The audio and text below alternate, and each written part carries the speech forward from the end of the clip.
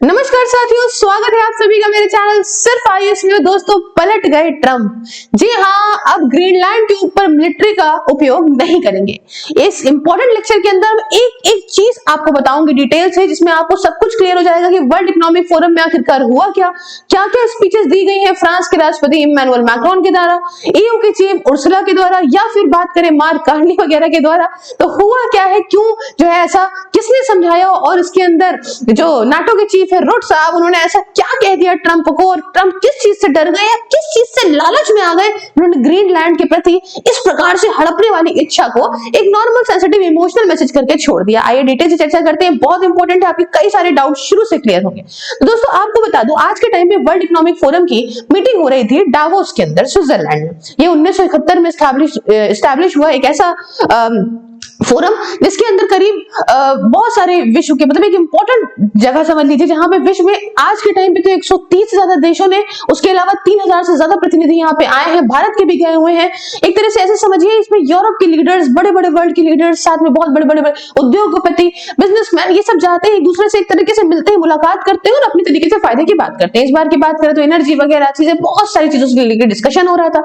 लेकिन इस समय चर्चा बनी हुई थी जिसमें आंखें लगी हुई थी पूरे विश्व की, वो था ग्रीनलैंड। जी हाँ दोस्तों, ग्रीनलैंड का मुद्दा जिसे पूरी तरीके से चाहता है यूएस हड़पना, और यूरोपीय देश एकदम घबराए बैठे हुए थे।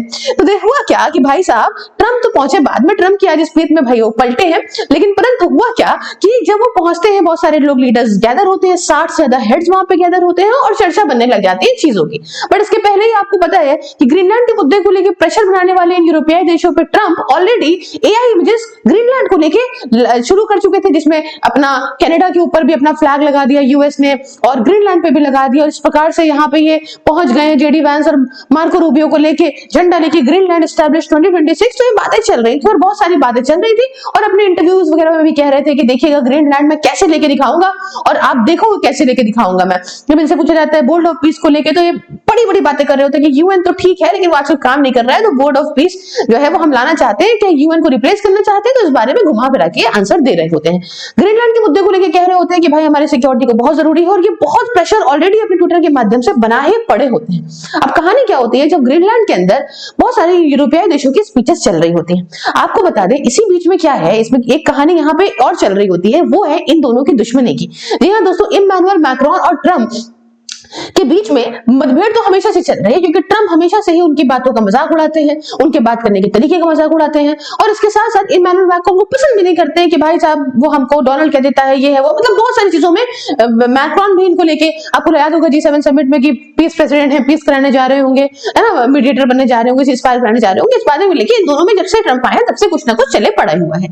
इसी बीच में ट्रंप क्या करते हैं कि इमैनुअल मैक्रोन का एक जो मैसेज इन्होंने इनको पर्सनल भेजा होता है, उसको यहाँ पे अपने ही मतलब अपने ही सोशल मीडिया के माध्यम से दिखा देते हैं। उसमें लिखा होता है कि आप G7 कंट्रीज आप कहिए तो मैं बैठक बिठा देता हूँ, आपको बुला देता हूँ, आपके लिए बढ़िया खाना वाना अरेंज करा देता हूँ, और आप पेरिस के अंदर आइए, डिनर करिए। हमने आपका हर जगह सीरिया वगैरह में साथ दिया, परंतु अगर आप कहें कि हम जो है ग्रीनलैंड, तो ग्रीनलैंड का मुद्दा थोड़ा सा अलग है, इस बारे में बात की जा सकती है, आपकी जो भी चीजें हैं। तो उन्होंने पर्सनल मैसेज जो किया उन्होंने सबके सामने बता दिया, और कभी को खाना हमको खिलाने के बारे में सोच रहा है ना। तो ये सब बेइज्जती वगैरह जब हुई है, तो यहाँ पे जब स्पीच दी गई है वर्ल्ड फोरम के अंदर, वर्ल्ड इकोनॉमिक फोरम के अंदर मैक्रोन के द्वारा, तो इन्होंने बड़े स्टाइलिश तरीके से कहा, भाई देखो हमें इज्जत चाहिए, हमें बुली नहीं चाहिए, हम अनएक्सेप्टेबल चीज है, अनएक्सेप्टेबल है इस तरीके से ग्रीनलैंड वाला मुद्दा। और इसी के साथ देखा गया कि कई यूरोपीय देश साथ में आ गए, इसी में जो डरे डरे बैठे हुए थे मार्क कार्नी जी, कनाडा, क्योंकि कनाडा के भी एआई इमेजेस में इन्होंने यूएस बना दिया था, आपको याद होगा ट्रंप ने ऑलरेडी कहा था 51 स्टेट हम इसको कनाडा को बना लेंगे। अब ये भी परेशान है, इन्होंने मैक्रोन से कहा कि भैया देखो हम चाइना से डील करके तो आ गए, यही सबसे बड़ी मेरी बैंड बजी पड़ी है, लेकिन इसके अलावा भाई हम क्या करें, क्या बताओ, कहो दीवार बना दे, कहो हम जो है कितना पैसा लगा दे, पैसा वगैरह सब कुछ हमारे पास में, लेकिन हम बचे कैसे इस यूएस से। तो दोनों में डिस्कशन अलग हो रहा होता है, और ये बड़ी स्टेटमेंट कहते हैं कि if not on the at the table we are on the menu, मतलब समझो कि अगर हम साथ में नहीं बैठे हैं तो इसका मतलब कि हम खाने में है, कुछ ना कुछ है। बहुत बड़ी स्टेटमेंट है ये, जो कि कनाडा अपने आप को फील भी कर रहा है, सही भी बात है, डर भी क्यों ना लगे। उसी में उर्सुला वॉन डर लेyen, आप जानते हैं ईयू की चीफ, इनकी तरफ से बहुत सारी बातें निकल के आती हैं। वो ये कहती है कि भैया हम पूरी तरह से डेनमार्क के साथ खड़े हुए हैं। तो एक तरीके से देखा जाए तो ये यूरोपियाई देश जो जिस प्रकार इन्होंने तोड़ा ताड़ा था किसी टाइम पे भारत को आके और पूरी दुनिया के अंदर ऐसे राज किया था, आज इनको समझ में आ रहा है कि इन्हीं की हरकत इन्हीं पे ट्रम्प कैसे चला रहे हैं। क्योंकि आपको याद होगा कि जब ब्रिटेन यहाँ आया, इसने राज करा, तो उसने क्या किया था, एक आपको याद है ना कि भाई सब सारे राजाओं से कहता था कि भैया हमारी मिलिट्री, आप अपना पैसा अपने में लगाओ, आराम से अपनी समृद्धि में लगाओ, हमारी जो है मिलिट्री आपकी रक्षा करेगी। और ऐसे करते करते करते करते जब राजा बिल्कुल हाथ से छूट गए कि कोई बात नहीं, हम तो अपने समृद्धि में पैसा लगाते हैं, तो मिलिट्री भैया उन्हीं की है, तो उसी पे कब्जा कि कब मेरे हिसाब से चलो, नहीं तो तुम्हारी ऐसे की तैसे हमको पैसा लाओ। तो आज वही चीज जो है नाटो के साथ भी करी अमेरिका ने कि भैया हमने इतना पैसा लगाया, तुम पहले अपने पे ध्यान दो, अपने पे ध्यान दो। अब कहते हैं कि तुम 2-4% अपने जीडीपी का लगाते हो, हम लगाते हैं इतना परसेंट, हम पागल तो है नहीं, तो अब जो हम कहेंगे तुम्हें करना पड़ेगा। और यही ग्रीनलैंड को लेके ये जो है मीठा कर रहे थे सबको कि भाई साहब एक काम करिए, हमको दे दीजिए, हमने इतना कुछ ग्रीनलैंड के लिए किया है, इतना कुछ हमने इतिहास में करा है, इस नाटो के लिए किया है, कितना कुछ अमेरिका ने करा है, तो क्या एक आइलैंड नहीं दे सकते? तो सारी कुछ चीजों को करने का प्रयास कर रहे थे। अब जब उर्सुला वॉन डर लेyen ने भी कहा कि हम डेनमार्क के साथ खड़े, सभी देशों में जाना शुरू कर दिया। इसी में बेल्जियम के प्रधानमंत्री निकल के आते हैं, वो अपनी बातें कहते हैं कि अमेरिका जो है, अब अमेरिका वो नहीं रहा जो बड़ी बड़ी डेमोक्रेसी की बातें करा करता था, अब वो अमेरिका है जो पैसिफिक तरफ देख रहा है, जो सब कुछ लेना चाहता है। बहुत सारे सर्बिया के जो है पीएम उन्होंने भी साथ देना शुरू कर दिया। तो ऐसी बहुत सारी चीजें चलने लगी। इसी में भी आपको याद होगा हार्वर्ड लुटनिक, जिसको भुट्टा दे रहे हैं भारत को, वो कहते हैं कि भैया देखो तुम लोग क्या पगला गए हो क्या, तुम कहां से जो है वो चाइना के चक्कर में चले आ रहे हो, चाइना बनाता है बैटरियां और तुम चाइना के पास जा रहे हो। सारे भाई इमैनुअल मैक्रोन तक ने कह दिया ना कि हम तो चाहते हैं कि चाइना आए हमारे इन्वेस्ट करे। इनको भी लग रहा होगा सारे यूरोपीय देशों को कि चाइना और रशिया इतने भी बुरे नहीं थे जितना अमेरिका इनके दिमाग में चढ़ गया होगा। अब रशिया के पास जाए तो कैसे जाए, अभी यूक्रेन में वो देख ही रहे हैं, अभी पता चला और जगह हड़प रहे, तो एक डर बना के बैठा है। अच्छा डर तो ना अमेरिका ने भी रशिया का बना के बैठा हुआ है, क्योंकि अगर अमेरिका डर नहीं बनाएगा तो ये सब किससे डरेंगे। और एक बार जानता है कि हम रशिया से सुपीरियर भी हो जाएंगे तो भी यही होगा कि भाई हम डरेंगे किससे, तो उनके डर के चक्कर में हमारे पास आएंगे। यही कहानी अमेरिका लेके इनके साथ चलता रहता है। अब इसी बीच में यहाँ पे जब सारे यूरोपीय देश एक हो जाते हैं, चाइना वाइना की इन्वेस्टमेंट की बात करते हैं, तभी एक डील करी गई है, ट्रेड डील बजूका। जी हाँ दोस्तों, उस बजूका ट्रेड डील के तहत यहाँ बात चलती है। इमैनुअल मैक्रोन कहते हैं कि भैया रिक्वेस्ट करते हैं सब जगह से कि तुम एक काम करो कि बजूका ट्रेड डील जो है उसको यहाँ किसी तरीके से खत्म करने का प्रयास करो। आपको बता दो $300 बिलियन का ट्रेड करता है अमेरिका इनसे, और ट्रम्प को सिर्फ पैसे का ही मामला है। जो भी दुनिया के ट्रम्प के दिमाग में चीजें चल रही हैं उनमें सबसे सर्वोपरि ट्रम्प रखता है वो पैसे को रखता है। और आपको बता दूं इसी डील के बारे में हम आखिरी में बात करेंगे जब हम डिस्कस करेंगे ट्रम्प के पलटीबाजी को। फिलहाल तो इमैनुअल मैक्रोन कंडेम करते हैं new colonization as Greenland crisis grow, है ना। अब आप जानते हो कि भाई एक तरीके से जो वही वाली बात है कि तुम्हें जैसे कभी कोलोनिज्म चलता था ऐसे ही न्यू कोलोनिज्म चल रहा है। इस प्रकार से ट्रम्प जो है सबको धमकियां रहे हैं, लेकिन इसी में ही सारा कुछ जो है वो सभी लोग परेशान चल रहे होते हैं। पर एक बार क्या कि हालांकि सारे यूरोपीय देश जो कि ट्रम्प के पिछलग्गू थे, ये इसके पिछलग्गू थे, वो सारे ही यूरोपीय देश अब अलग होके सब एक साथ हो रहे हैं। हालांकि तब भी यूएस से कमजोर है, पर एक साथ होने का प्रयास है कि आज अगर हम अलग हो गए तो भैया कल को हमारे साथ भी ऐसा कुछ हो जाएगा। अब इसी में यहाँ पे कहानी आने लगती है कि जब ट्रम्प आते हैं तो ट्रम्प के साथ लोगों को लगा था कि भाई आएंगे और आके बड़े गुस्से से सब कुछ बताएंगे कि हमको तो चाहिए, हमको तो चाहिए। बट यहाँ पे कहानी एकदम अलग हो जाती है। ट्रम्प यहाँ आते हैं और ट्रम्प यहाँ आके एक ही बात कहना शुरू करते हैं कि भैया हम मिलिट्री फोर्स का उपयोग नहीं करेंगे, हमें जो है वो समझा दिया गया है, ठीक है, मार्क रूट के द्वारा। मार्क रूट कौन है? नाटो के चीफ, और इनकी बहुत पटती है ट्रम्प के साथ में, अमेरिका के साथ में, बिल्कुल पिछलग्गू। जो वो कहते हैं वो एकदम कहते हैं बिल्कुल सही है, बिल्कुल बढ़िया।